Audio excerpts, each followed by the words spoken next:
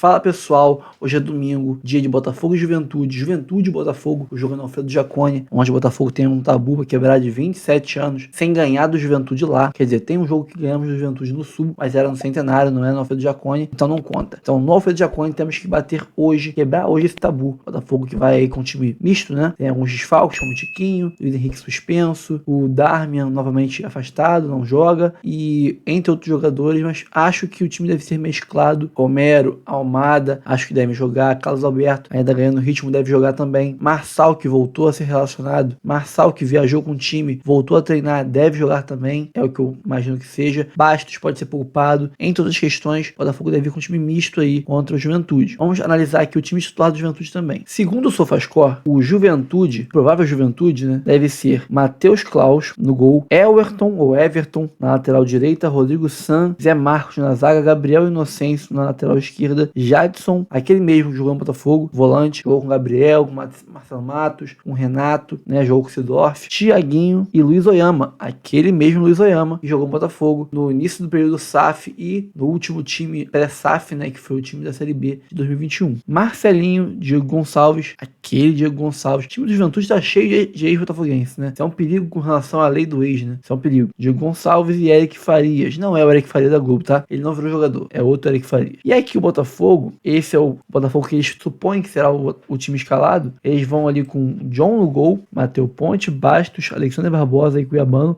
Eu não acho que o Bastos jogue, tá? Acho que talvez o Lucas Halter venha pro time titular ou o Danilo fazendo a zaga ali junto com o Barbosa para poupar o Bastos, que vem jogando em sequência, né? Gregory e Danilo Barbosa, grande chance de acontecer, já que o Gregory não jogou o jogo inteiro passado, foi expulso antes do intervalo. Oscar Romero, no lugar do Luiz Henrique suspenso, Thiago Almada, Jefferson Savarino e Igor Jesus. Eu acho que o Savarino deve ser poupado, né, pro próximo jogo, que é um jogo importantíssimo contra o Palmeiras, tendo em vista que o Carlos Alberto tá jogando bem, né, grandes coisas, uma monstruosidade aproveitada no jogo de amanhã, até para dar mais rodagem ainda para ele, que tá voltando de pré-temporada. Eu daqui desse time eu tiraria o Bastos, colocaria o Barbosa na zaga com outro Barbosa e no meio ali, no meio campo, aí, junto com o Gregory, eu colocaria o Alan, já que o Tietchan não pode entrar, né, porque foi expulso daquela puxada de gola de camisa do Janderson, do Atlético Goianiense. Então só seria essa mexida. Tiraria o Bastos, colocaria o Alan, empurraria o Alan pro meio, puxaria o Danilo Barbosa pra zaga e também tiraria o Savarino, colocaria o Carlos Alberto. De resto, esse aí é o time que eu colocaria em campo mesmo contra o Juventude. Nessa parte aqui do SofaScore, eles mostram aqui os últimos jogos do time. Nós vemos aqui que o Juventude nos últimos 10 jogos, eles têm só 2 vitórias, que é contra o Internacional e contra o Fluminense. Se a gente parar para analisar os últimos 10 jogos do Juventude, ele ganhou 2, mas nenhum dos 2 foi no Brasileirão. Então, pelo Brasileirão, o Juventude está a 8 jogos, isso aí no mínimo, né? Sem ganhar. É o que mostra aqui os últimos 10 jogos do SofaScore. Tem 2 vitórias, mas são contra o Fluminense, na Copa do Brasil, 3-2, e contra o Inter, também na Copa do Brasil, 2-1. Tá numa seca de vitórias do Juventude, e é a chance do Botafogo, assim como fez com o Atlético Goianiense, não ganhava muitos jogos, que não ganhava há bastante tempo, fazer com o Juventude. Ir fora de casa contra um time inferior, em seca de vitórias, e manter essa seca deles. Ontem rolou uma polêmica nas redes sociais, porque muitas pessoas estranharam o fato de não ter visto o nome do Igor Jesus na nova lista da Libertadores para as oitavas de final contra o Palmeiras. Os 5 reforços poderiam ser inscritos e vimos Alan, vimos Almada, Matheus Martins, Cuiabano e não vimos o Igor Jesus.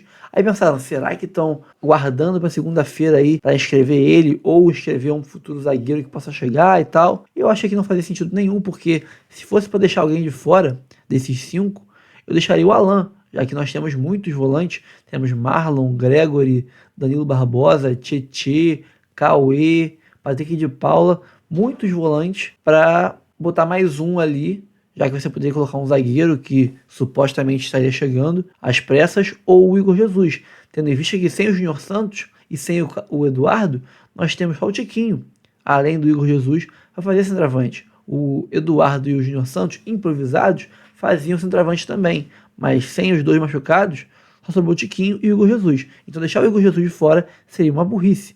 Mas, como diz aí o Gentili na matéria do Fogão Net, o Botafogo confirma que Igor Jesus foi inscrito, completa 5 trocas para as oitavas da Libertadores. veja a lista atualizada. Todos os times, os jogadores, aí na lista você vê todos os jogadores que estão à disposição do Arthur Jorge para as oitavas de final. E o Igor Jesus está lá. Só foi um erro do site da Conmebol na hora de disponibilizar a nova lista. Eles não atualizaram direito e não veio o nome do Igor Jesus. Mas ele está lá, o nosso camisa 99, está à disposição do Arthur Jorge. E o Botafogo, que como eu bem falei no vídeo de ontem pela manhã, se vocês querem ver, cliquem aqui em cima, deve ter aqui algum card aparecendo sobre esse vídeo de ontem, sobre o Darmian Soares, um vídeo só sobre o Darmian Soares, exclusivo só sobre ele, e todo esse imbróglio, toda essa polêmica envolvendo ele, Peñarol, Botafogo, família, etc. O Botafogo fez o que eu falei que tinha que fazer, que era, no caso, se for o caso, deixa ele encostado aí, para não jogar para mais nenhum clube esse ano, se ele não quiser jogar pelo Botafogo mais. Manutenção de Darmian Soares na lista do Botafogo para as oitavas impede o lateral de atuar por outro clube na Libertadores 2024. O Cuiabano jogou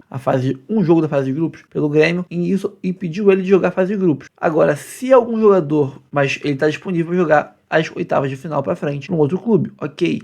Só que se um jogador disputar ou estiver inscrito por um clube no primeiro jogo do mata-mata, ele está impedido de jogar o resto do mata-mata inteiro. Ele não pode jogar mais a Libertadores por ninguém, porque já foi inscrito no mata-mata por um clube. Então o Botafogo, além de atrasar aí a questão, enrolar a questão com o Darmian Soares, para dificultar a ida dele pro Peñarol, né?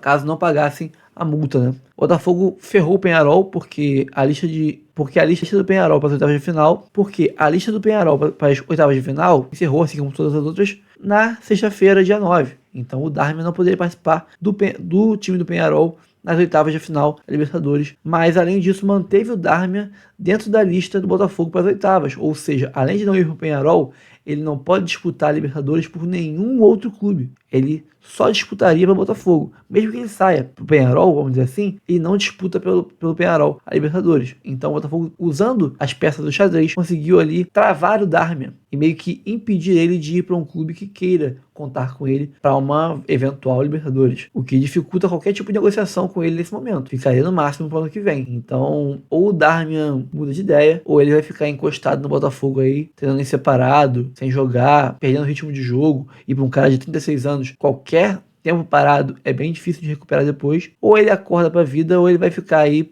muito próximo de se aposentar, né? E o Fortaleza, né? Falando agora de um outro clube que não é o Botafogo, mas tem a ver com o Botafogo por causa da questão da briga pela liderança. O Fortaleza venceu o Criciúma e subiu para a vice-liderança do Brasileirão e fica apenas um ponto do Botafogo. O Fortaleza derrotou o Criciúma por 1-0 nesse sábado, 10/8, na Arena Castelão, na abertura da 22ª rodada, e assumiu a vice-liderança do Campeonato Brasileiro, ficando apenas um ponto do Botafogo com o mesmo número de jogos. A equipe cearense teve a partida adiada do primeiro turno contra o Internacional, no Beira-Rio, pela 19ª rodada. Então é aquilo, o Botafogo joga amanhã, de novo terá um jogo a mais que o Fortaleza, até ele conseguir jogar contra o Inter e matar esse jogo adiado. Comandado pelo técnico João Pablo Vojvoda, o Fortaleza vem em uma sequência incrível de 7 vitórias e 1 empate nos últimos 8 jogos.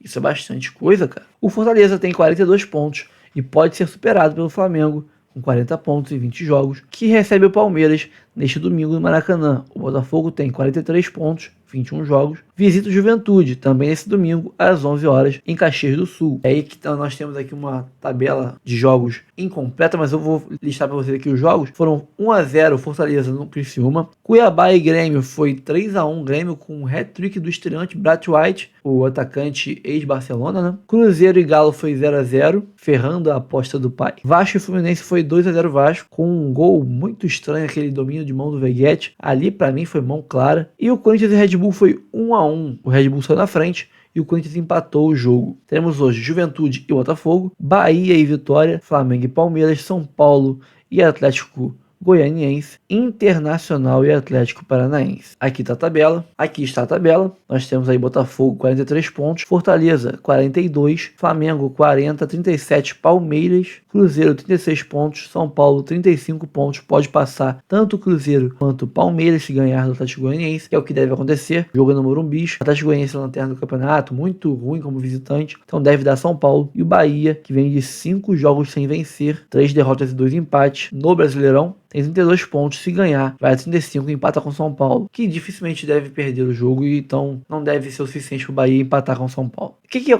eu acho que vai acontecer? O que pode acontecer, na verdade, é o Flamengo não seria nenhuma surpresa, porque é um jogão, Palmeiras e Flamengo. O Flamengo não ganhando do Palmeiras, tendo um empate, por exemplo, fica com 41 pontos. E aí perde a vice-liderança pro Fortaleza. E aí não tem aquela desculpinha de, jogo a menos, não. O Fortaleza também tem jogo a menos. Então, ambos com jogo a menos, o Flamengo seria terceiro colocado atrás do Fortaleza. Se ganhar, passa de novo, ok. Mas se não ganhar, ou um empate ou uma derrota, o novo vice-líder é o Fortaleza. Esse sim, com chance de passar o Botafogo, caso jogue o seu jogo adiado e ganhe. Mas isso se o Botafogo não ganhar do Juventude, né? E aí, meu amigo, tá ficando cada vez mais afunilada. O São Paulo ganhando mais 38. Então, se o São Paulo ganhar, nós teremos aqui um G5, né? Vamos dizer assim, com Botafogo, 43, 44, 46 pontos. Fortaleza, 42. Flamengo, que pode ter 40, 41 ou 43 pontos. Palmeiras, que pode ter 37, 38 ou 40 pontos. E possivelmente tem o São Paulo, que se ganhar, pode estar aí com 38 pontos. E embola bastante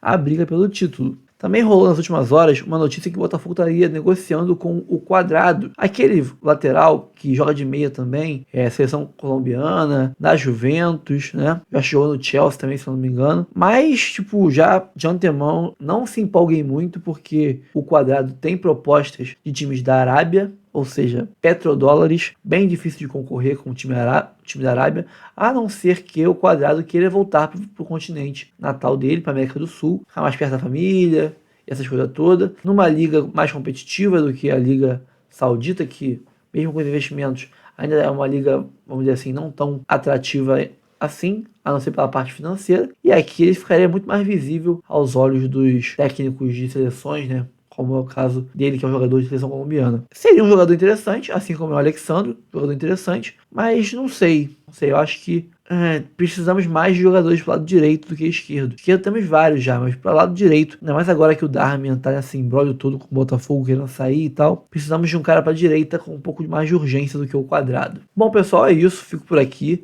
Esse vídeo tá bem improvisado, bem rápido aqui, não tem react de nada. Tô fazendo aí pro jogo hoje, é bem cedo, então para ter um conteúdo aqui antes do jogo, pré-jogo, eu tive que fazer sem ter que esperar os programas esportivos terminarem e tudo mais.